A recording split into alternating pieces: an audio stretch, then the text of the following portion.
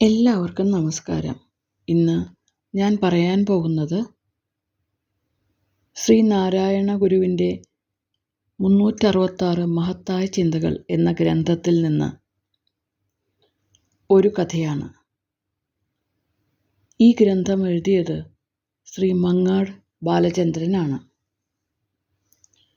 ഒരിക്കൽ പാണ്ഡ്യരാജാവായിരുന്ന കുബ്ജപാണ്ഡ്യന് അതികഠിനമായ ഒരു ജ്വരമുണ്ടായി. രാജ്യത്തെ പല വൈദ്യന്മാരെ കൊണ്ടുവന്ന് ചികിത്സിപ്പിച്ചിട്ടും ഫലമുണ്ടായില്ല. ദീനത്താൽ പരവശനായിത്തീർന്ന രാജാവ് മരണാസന്നനായിത്തീർന്നു. ഒടുവിൽ കടുത്ത ശിവഭക്തനായ തിരുജ്ഞാന സംബന്ധരെന്ന മഹാസിദ്ധനെ വരുത്തി. അനുകമ്പാമൂർത്തിയായിരുന്ന അദ്ദേഹം ശിവധ്യാനത്തിൽ മുഴുകിയ ശേഷം രാജാവിൻ്റെ ദേഹത്താകെ ഭസ്മം പൂശുകയും അതേ തുടർന്ന് രാജാവ് ദീനമകന്ന് ആരോഗ്യവാനായി തീരുകയും ചെയ്തു. തമിഴ് സിദ്ധന്മാരിൽ മറ്റൊരു മഹാത്മാവായി തീർന്ന അപ്പർ ചെറുപ്പകാലത്ത് ജൈനമത വിശ്വാസിയായിരുന്നു. മാതാപിതാക്കൾ ബാല്യകാലത്തു തന്നെ നഷ്ടപ്പെട്ടതിനാൽ അപ്പർ വളർന്നത് സഹോദരിയായ തിലകവതിയാരുടെ വാത്സല്യത്തിലും ശിക്ഷണത്തിലുമായിരുന്നു.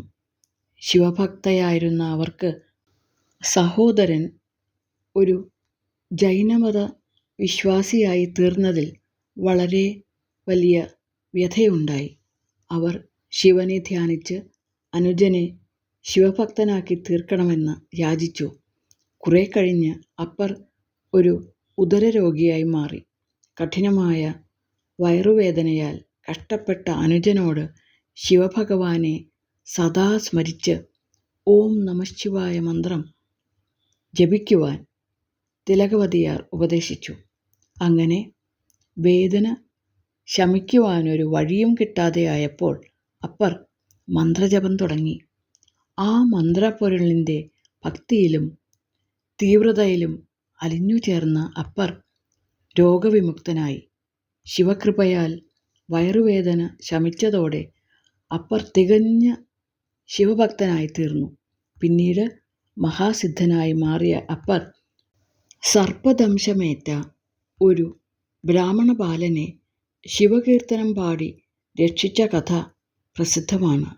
ഈ വിധം ദുഃഖിതരെയും ദീനന്മാരെയും രക്ഷിച്ച ഈ മഹാസിദ്ധന്മാരെല്ലാം അനുകമ്പയുടെ വിളക്കും വെളിച്ചവുമായിരുന്നു. ഇങ്ങനെയൊരു വിളക്ക് നമ്മുടെയെല്ലാം ഉള്ളിലും ഇരിപ്പുണ്ട്. അതിൻ്റെ പ്രകാശം കൊണ്ട് മറ്റുള്ളവരുടെ ദുരിതത്തെയും വേദനയെയും ശമിപ്പിക്കുന്നതായാൽ ജീവിതം ധന്യതയാൽ നിറയപ്പെടും. നന്ദി.